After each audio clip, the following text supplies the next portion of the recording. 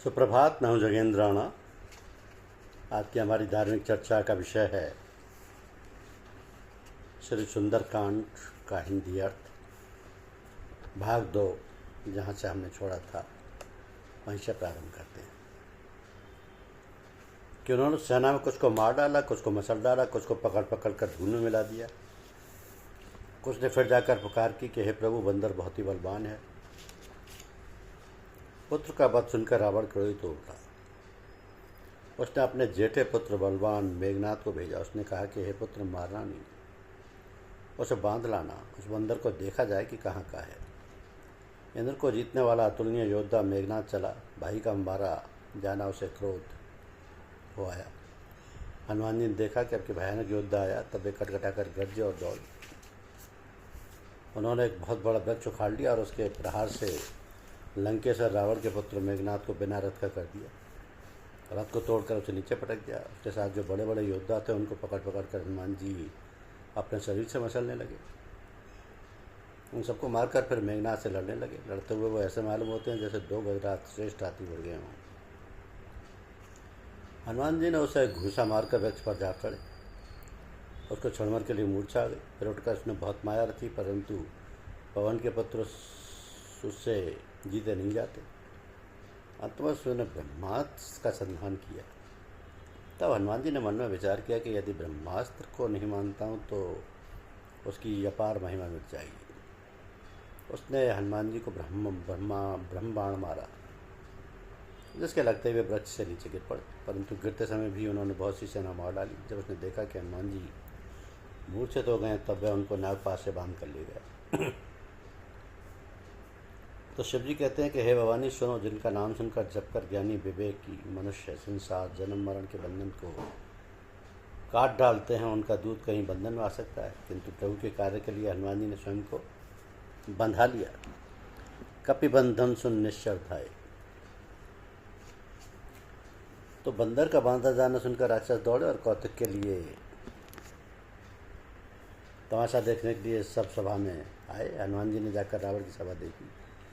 उसकी अत्यंत प्रभुता कुछ कहीं नहीं जा सकती। देवता और दिक्पाल हाथ जोड़े बड़ी नम्रता के साथ भयभीत हुए। सब रावण की बहुत आँख रहे हैं, उसका रुख देख रहे हैं। उसका ऐसा प्रताप देखकर भी हनुमान जी के मन में जरा भी डर नहीं हुआ। वैसे निशंक खड़े रहे जैसे सर्पों के समूह में गरुड़ निशंक रहते हैं। तो हनुमान जी को देखकर रावण दुर्वचन कहता हुआ खूब हंसा। पर पुत्र वध का स्मरण किया तो उसके हृदय में विषाद उत्पन्न हो गया। लंकापति रावण ने कहा, अरे बानर, तू कौन है? किसके बल पर तूने वन को जाकर नष्ट कर डाला? क्या तूने कभी मुझे मेरा नाम और यश कानों से नहीं सुना? तिरसठ मैं तुझे अत्यंत निशंक देख रहा हूँ। तूने किस अपराध से राक्षसों को मारा? अरे बता बता, क्या तुझे प्राण जाने का भय नहीं है?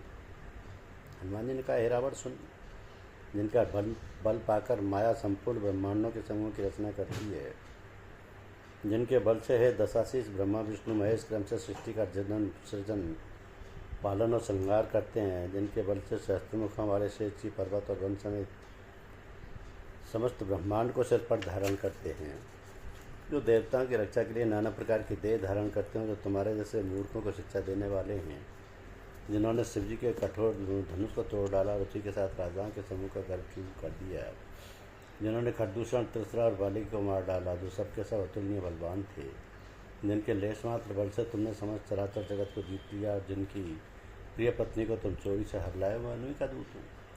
मैं तुम्हारी प्रभुता को खूब जानता हूँ। शस्त्र बाहु से तुम्हारी लड़ाई हुई थी और बाली से युद्ध करके तुमने यश प्राप्त किया था। हनुमान जी के मार्मिक वचन सुनकर रावण ने हंसकर बात टाल दी। यह राक्षसों के स्वामी, मुझे भूख लगी थी, इसलिए मैंने फल खाया और वानर स्वभाव के कारण वृक्ष तोड़ दिए। तो हे निशाचरों के मालिक, देह सबको परम प्रिय है। कुमार पर चलने वाले राक्षस जब मुझे मारने लगे तब जिन्होंने मुझे मारा, मैंने उनको भी मारा, उनको मैंने भी मारा।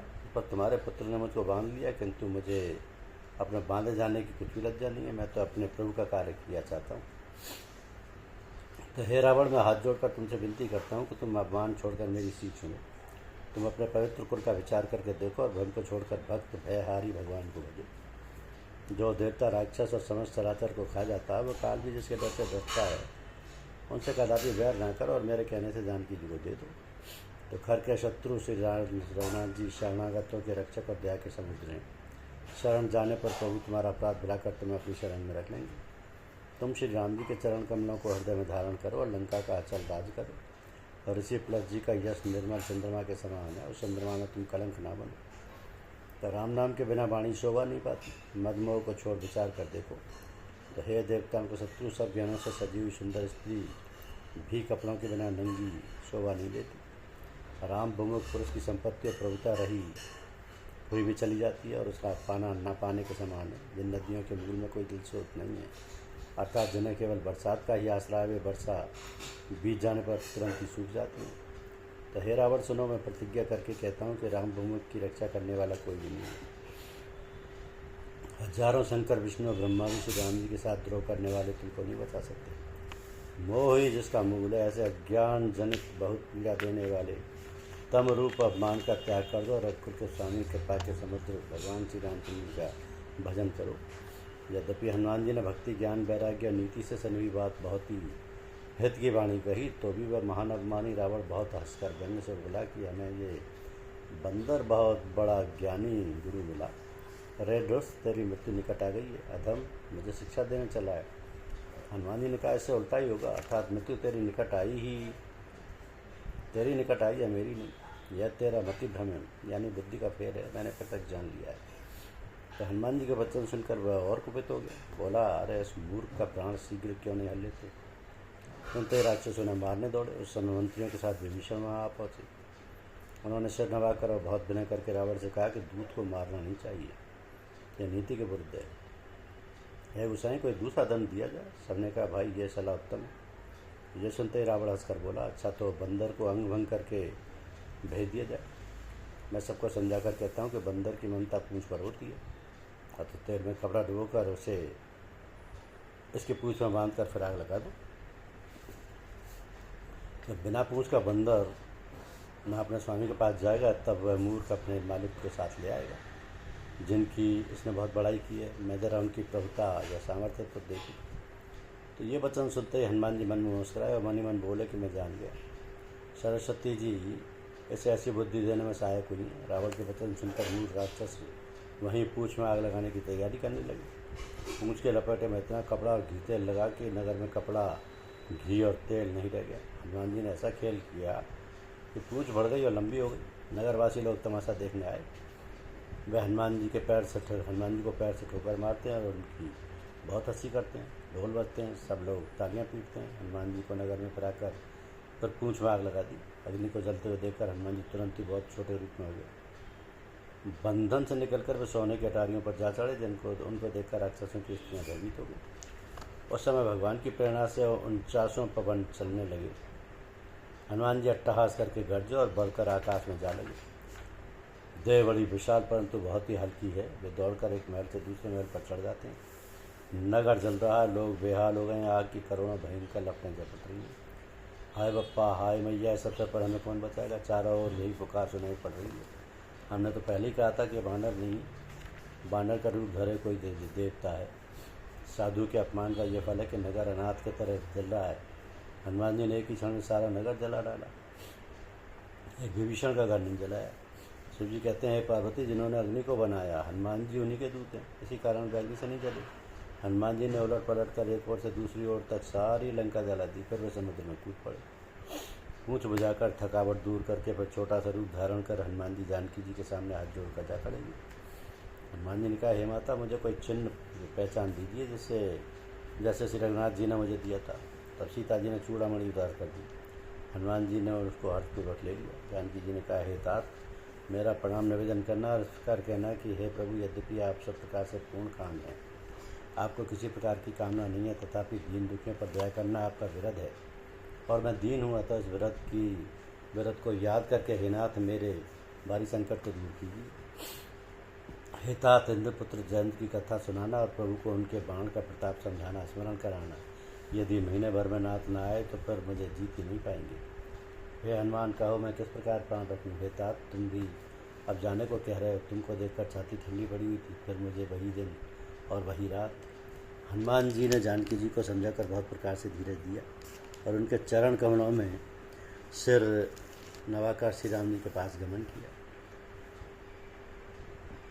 तो चलते समय उन्होंने महाध्वनि से भारी गर्जन किया, जिसे सुनकर राक्षसियों की स्त्रियों के गर्भ गिरने लगे। समुद्र बांध कर वे उस पार आए और उन्होंने वानरों को किलाबंदी शब्द हर्षित ध्वनि सुनाया।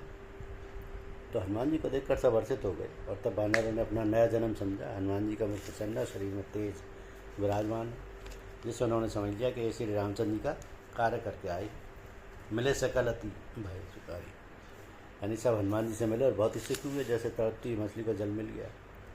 सब हर्षित होकर नए नए इतिहास वृत्तांत पूछते कहते हुए श्री रघुनाथ जी के पास चले।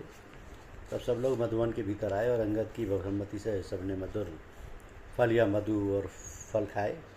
जब रखवाले बरसने लगे तब घूसों की मार मारते ही सब रखवाले भाग छूटे। सबने जाकर पुकारा कि युवराज अंगद वन उजाड़ रहे हैं।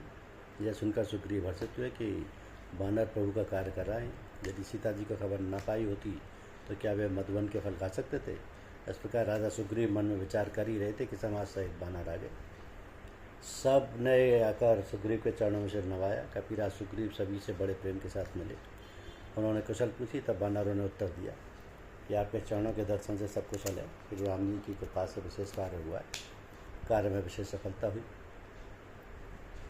हे नाथ, हनुमान ने ही सब कार्य किया और सब वानरों के प्राण बचा लिए। ये सुनकर सुग्रीव जी हनुमान जी से फिर मिले और सब वानरों समेत से रघुनाथ जी के पास चले। राम जी ने जब वानरों को कार्य किए हुए आते देखा तो उनके मन में विशेष हर्ष हुआ। दोनों भाई उस पटिक शिला पर बैठे थे। सब वानर जाकर उनके चरणों पर गिर पड़े। दया की राशि श्री रघुनाथ जी ने सबसे प्रेम सहित गले लगकर मिले और कुशल पूछी। तो वानरों ने कहा, हे नाथ, आपके चरण कमलों के दर्शन पाने से अब कुशल है। जामवान ने कहा, रघुनाथ जी सुनिए, हे नाथ, जिस पर आप दया करते हैं उसे सदा कल्याण और निरंतर कुशल है। देवता, मनुष्य, मुनि सब उसी पर प्रसन्न रहते हैं। वही विजयी है, वही विनयी है और वही गुणों का समुद्र बन जाता है। उसी का सुंदर यश तीनों लोकों में प्रकाशित होता है। प्रभु की कृपा से सब कार्य हुआ। आज हमारा जन्म सफल हो गया। हे नाथ, पवन पुत्र हनुमान ने जो करनी की उसका 1000 मुखों से भी वर्णन नहीं किया जा सकता। तब जामवान ने हनुमान जी के सुंदर चरित्र श्री रघुनाथ जी को सुनाए। वे चरित्र सुनने पर कृपा निधि श्री रामचंद्र जी के मन को बहुत अच्छे लगे। उन्होंने हर्षित होकर हनुमान जी को फिर हृदय से गले लगा लिया और कहा, हे तात, कहो सीता किस प्रकार रहती हैं और अपने प्राणों की रक्षा करती हैं। हनुमान जी ने कहा, आपका नाम रात दिन पहरा देने वाला है, आपका ध्यान ही किवाड़ है। नेत्रों को अपने चरणों में लगाए रहती हैं, यही ताला लगा है, फिर प्राण जाएँ तो किस मार्ग से। तो चलते समय उन्होंने मुझे चूड़ामणि उतार कर दी। श्री रघुनाथ जी ने उसे लेकर हृदय से लगा लिया। हनुमान जी ने फिर कहा, हे नाथ, दोनों नेत्रों में जल भरकर जानकी जी ने मुझसे कुछ वचन कहे। छोटे भाई समेत प्रभु के चरण पकड़ना और कहना कि आप दीन बंधु हैं, शरणागत के दुखों को हरने वाले हैं और मैं मन वचन और कर्म से आपके चरणों की अनुरागणी हूँ। फिर स्वामी ने मुझे किस अपराध से त्याग दिया। हाँ, एक दोष मैं अपना अवश्य मानती हूँ कि आपका वियोग होते ही मेरे प्राण नहीं चले गए, किंतु हे नाथ, यह तो नेत्रों का अपराध है जो प्राणों के निकलने में हठपूर्वक फायदा देते हैं। वृह अग्नि है, शरीर रुई है और श्वास पवन है। इस प्रकार अग्नि और पवन का संयोग होने से शरीर क्षण मात्र में जल सकता है, परंतु नेत्र अपने हित के लिए प्रभु का स्वरूप देखकर सुखी होने के लिए जल बरसाते हैं, जिससे वृह की आग से भी देह जलने नहीं देती।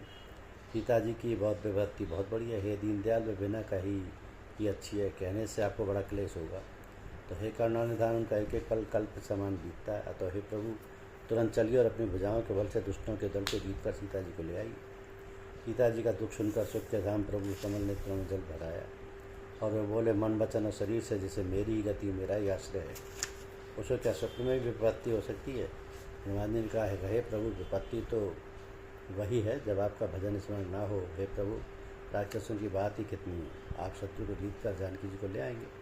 भगवान कहने लगे, हे हनुमान, सुन, तेरे समान मेरा उपकारी देवता, मनुष्य अथवा मुनि कोई भी शरीरधारी नहीं है। मैं तेरा प्रत्युपकार बदले में उपकार करूं तो क्या करूं, मेरा मन भी तेरे सामने नहीं हो सकता। हे पुत्र सुन, मैंने मन में खूब विचार करके देख लिया कि मैं तुझसे उड़न नहीं हो सकता। देवताओं के रक्षक प्रभु बार बार हनुमान जी को देख रहे हैं। नेत्रों में पूर्णाश्रों का जल भरा है और शरीर अत्यंत पुलकित है। प्रभु के वचन सुनकर और उनके सम्मुख प्रसन्न मुख तथा पुलकित अंगों को देखकर हनुमान जी हर्षित हो गए और प्रेम विकल होकर, हे भगवान, मेरी रक्षा करो कहते हुए श्री राम जी के चरणों में गिर पड़े।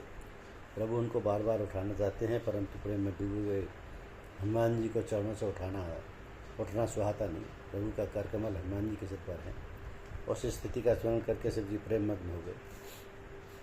तो फिर मन को सावधान करके शंकर जी अत्यंत सुंदर कथा से कहने लगे कि हनुमान जी को उठाकर प्रभु ने हृदय से लगाया और हाथ पकड़कर अत्यंत निकट बैठा लिया कि हे हनुमान, बताओ तो रावण के द्वार सुरक्षित लंका और उसके बड़े बांक के किले को तुमने किस तरह दिलाया।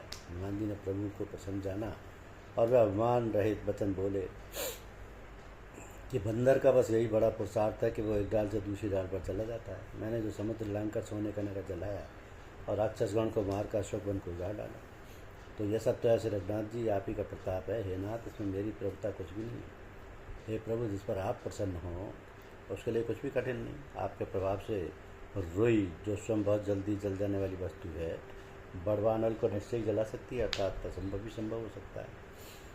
तो हे नाथ, मुझे अत्यंत सुख देने वाली अपनी निश्चल भक्ति कृपा करके दीजिए। हनुमान जी की अत्यंत सरल वाणी सुनकर हे भवानी, तब प्रभु श्री रामचंद्र जी ने एवं अस्तु ऐसा ही हो कहा कि हे उमा, जिसने श्री राम जी का स्वभाव जान लिया उसे भजन छोड़कर दूसरी बात ही नहीं सुहाती। वह स्वामी सेवक का संवाद जिसके हृदय में आ गया, वह श्री रघुनाथ जी के चरणों की भक्ति पा गया।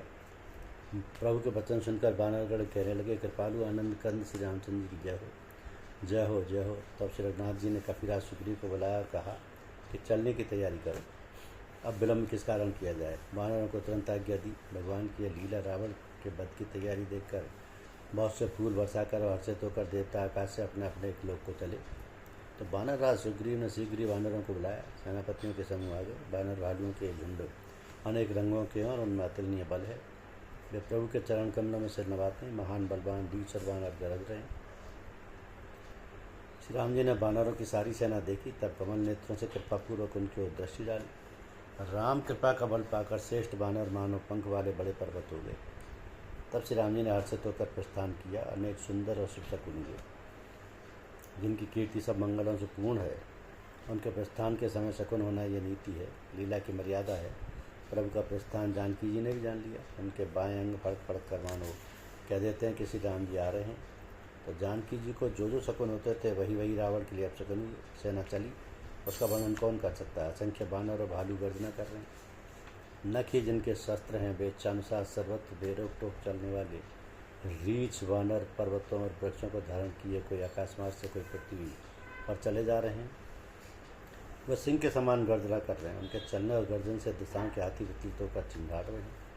तो दिशाओं के हाथी चिंगाड़ने लगे, पृथ्वी डोलने लगी, पर्वत चंचल हो गए, कांपने लगे, समुद्र खलबला उठे। गंधर्व देवता मुनि नाग किन्नर सबके सब मन में हर्षित हुए कि अब हमारे दुख टल गए।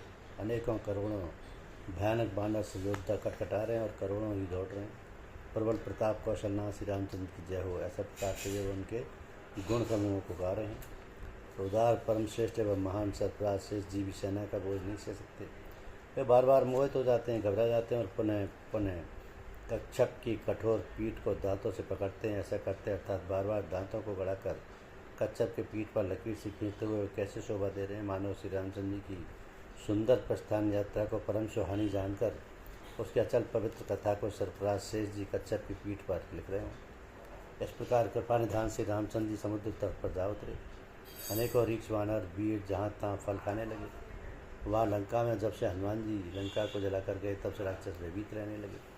अपने अपने घरों में सब विचार करते हैं कि अब राक्षस कुल की रक्षा का कोई उपाय नहीं है। जिनके दूत का बल वर्णन नहीं किया जा सकता, उनके स्वयं नगर में आने पर कौन भलाइए। हम लोगों की बड़ी बुरी दशा होगी। दूतियों से नगरवासियों के वचन सुनकर मंदोदरी बहुत ही व्याकुल हो गई। वो एकांत में हाथ जोड़कर पति रावण के चरणों लगी और बीतती रस में पगी हुई वाणी बोली कि हे प्रियतम, श्री हरि से विरोध छोड़ दीजिए। मेरे कहने का अत्यंत हित का जानकर हृदय में धारण कीजिए। जिनके दूध की करने का विचार करते ही स्मरण आते ही राक्षसों के स्त्रियों के गर्भ गिर जाते हैं। हे प्यारे स्वामी, यदि भला चाहते हैं तो अपने मंत्री को बुलाकर उनके साथ उनकी स्त्री को भेज दीजिए।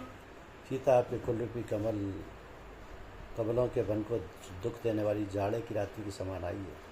हे नाथ, सुनिए, सीता को दिए बिना शंभु और ब्रह्मा के किए भी आपका भला नहीं हो सकता। तो श्री राम जी के बाण सर्पों के समूह के समान और राक्षसों के समूह मेढक के समान। तब तक वे गिरस नहीं लेते, निगल नहीं जाते, तब तक आप छोड़कर उपाय कर लीजिए। मूर्ख और जगत प्रसिद्ध अभिमानी रावण कानों से उनकी वाणी सुनकर खूब हंसा और बोला, स्त्रियों का स्वभाव सचमुच ही बहुत डरपोक होता है। मंगल में भी भय करती हो। तुम्हारा मन बहुत ही कच्चा कमजोर है। यदि बानरों की सेना आएगी तो बेचारे राक्षस उसे खाकर अपना जीवन निर्वाह करेंगे। लोकपाल भी जिसके डर से कांपते हैं उसकी डरती होती। वही बड़ी हंसी की बात है। धन्यवाद। शेष भाग की